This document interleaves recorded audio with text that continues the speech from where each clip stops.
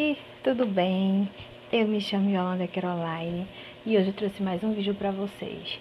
Hoje eu trouxe um vídeo um pouco diferente do que eu esperava trazer aqui pro canal. Eu não pensava em gravar esse vídeo nem tão cedo, em contar essa história, mas eu pensei bem. E pra gente começar melhor, assim, eu acho que vocês precisam saber um pouco do que eu passei recentemente e eu decidi gravar logo esse vídeo. Então, vamos lá?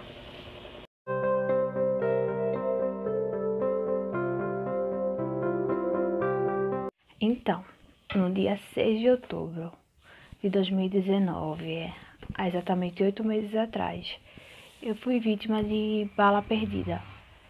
E nesse dia Deus tinha um plano maravilhoso na minha vida que já estava escrito pra mim, em casa, sozinha. E então eu tinha feito um bolo, então eu resolvi levar para os meus sobrinhos. Saí de casa à tarde, aí com 1h30 mais ou menos depois, eu levei um tiro nas costas. Então, daí foi onde tudo começou. Eu me lembro bem de toda a agonia, de todo o desespero da hora, e só passava na minha cabeça que, pronto, minha vida acabou aqui, eu vou morrer agora. Essa é a tragédia que tinha para acontecer na minha vida para mim morrer. Esse vídeo não vai ser muito fácil de gravar. Eu peço que vocês me desculpem qualquer barulho. Me socorreram para o hospital. Estavam me levando para a policlínica aqui do Ebora. E no caminho minha mãe ligou para, já tinha ligado para meu marido e ele foi para lá correndo. Quando ele chegou lá na frente, viu que não estava tendo atendimento, ele ligou pra gente ir para outro lugar, pra gente ir pra UPA. E eu só pensava a todo momento, eu não vou conseguir chegar lá, eu não vou aguentar. E minha mãe a todo momento no caminho ficava respirando na minha boca, porque eu não conseguia mais respirar muito bem sozinha, minha respiração já estava ruim, comprometida. E quando a gente chegou na frente da UPA, eu lembro de ver meu marido. Toda a equipe médica veio, porque quando meu marido chegou na frente, ele já avisou que tinha baleado chegando. Eles me pegaram, tomaram conta de mim, me colocaram na maca. Já rasgaram minha roupa e eu só pedia pra me colocar pra dormir, por favor, me coloca pra dormir. E eu apaguei, daí eu não lembro. Eu saí de dentro da UPA acordada. Ainda acenei, mas eu não me lembro de nada. E daí o plano de Deus estava se cumprindo, porque quando tudo isso acontecia, minha irmã correu, foi na igreja, falou com o pastor, pediu a ele oração por mim, e na hora Deus deu a resposta a ele que não seria para a morte. E nisso me levaram para o Hospital da Restauração, e nisso foi a noite toda, em cirurgia, a madrugada toda, porque ela perfurou. Entrou nas minhas costas, passou centímetros do meu coração, aí perfurou meus 2 pulmões, baço, eu perdi meu baço, foi laceração total, fígado, estômago, esôfago, diafragma. Madrugada toda de cirurgia, sem informação nenhuma, porque os médicos não acreditavam que eu sairia bem. E quando eu saí da cirurgia, eu fui direto para UTI, porque meu caso era muito grave e não dava para mim ficar na sala de recuperação nem nada. Eu fiquei direto na UTI e daí começou, eu fiquei desacordada, eu fiquei em coma induzido. E nesse coma eu tinha muitas alucinações, muitos sonhos com muitas tragédias, envolvendo algo que aconteceu com minha família. Eu via todo mundo morrendo.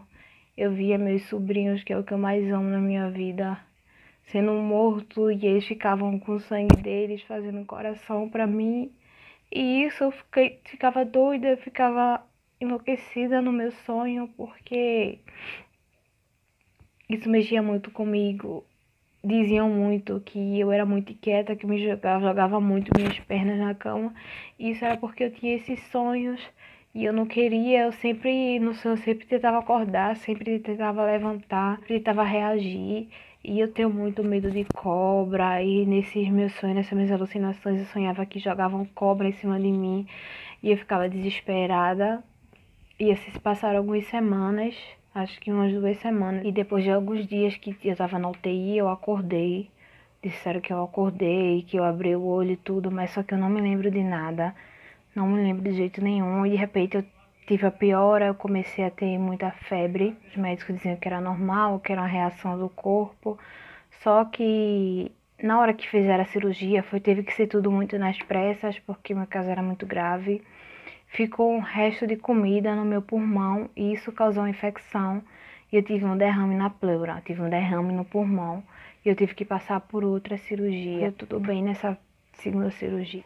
Aos poucos eles começaram a tirar minha sedação. E já ia fazer 15 dias que eu estava entubada. E para quem sabe, não pode passar dessa data de 15 dias. Aí eu teria que fazer uma tráqueo. Só que minha mãe e o marido não queriam deixar, porque eu iria ficar com a cicatriz, eu iria ficar com um buraco enorme no pescoço. E começaram a deixar o tempo passar e pediram muito a Deus para não deixar isso acontecer. E quando eles realmente acharam que não dava mais para adiar, que eles foram para assinar.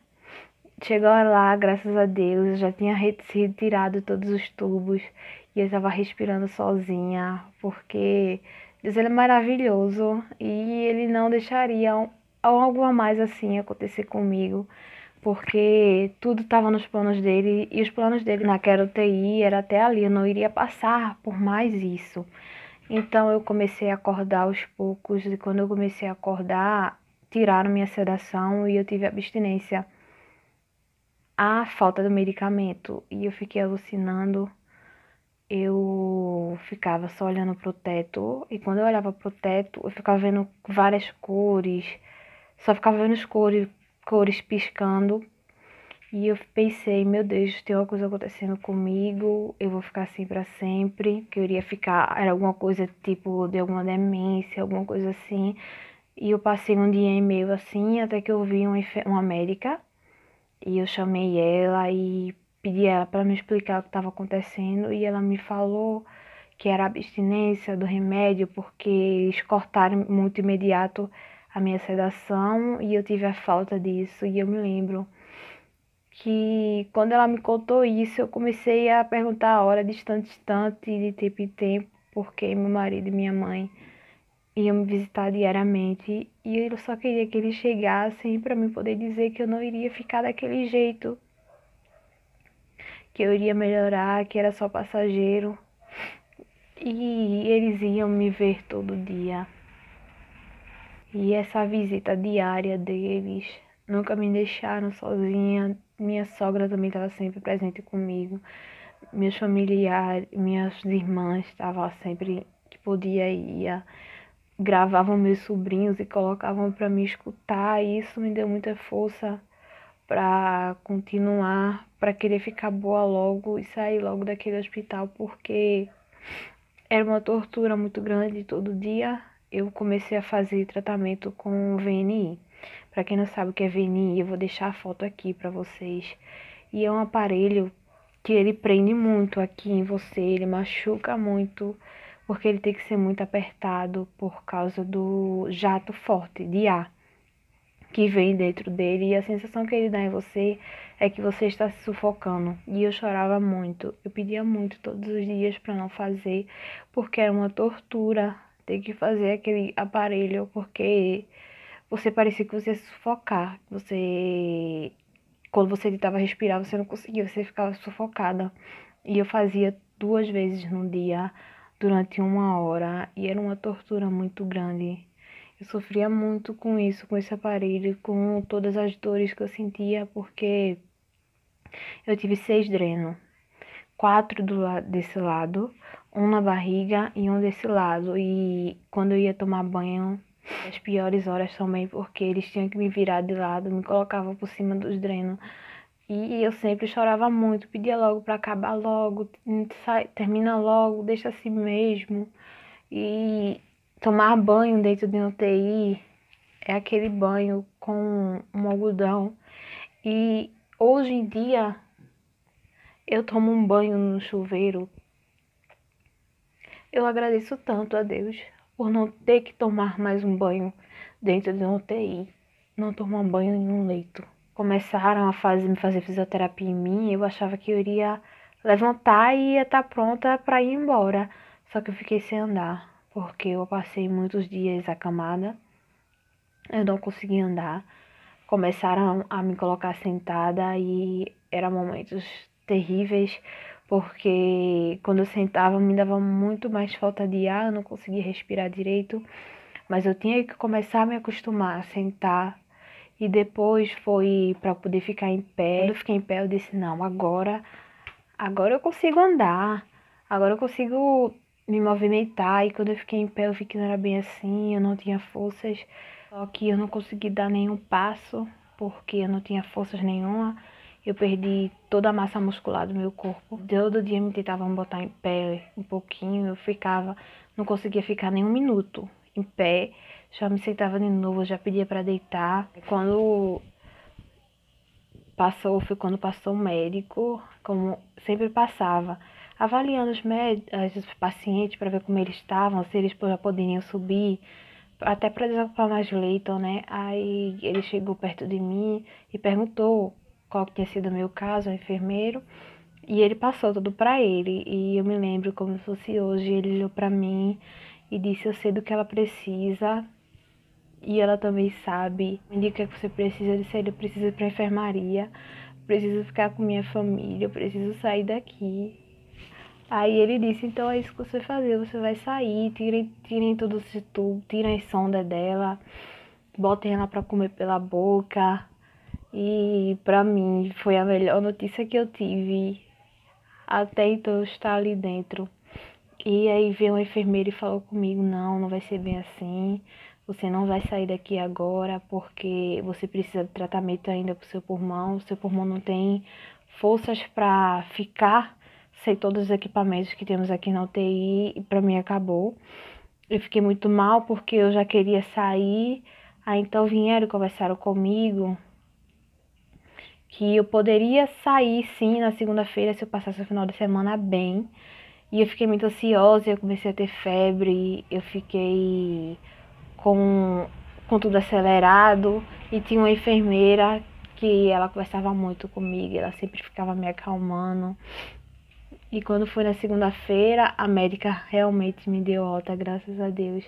Eu tive alta da UTI, mas só que eu só fui sair da UTI quando fez 30 dias que eu tava lá dentro. Sim, eu passei 30 dias dentro da UTI, mais ou menos 10 dias lúcida, consciente e orientada, vendo tudo, sabendo de tudo. E eu passei os últimos 4 dias que eu fiquei na UTI, eu não dormi, eu fiquei acordada direto. Eu tomava medicação para dormir, mas eu não conseguia dormir, eu não dormia, minha mente não desligava.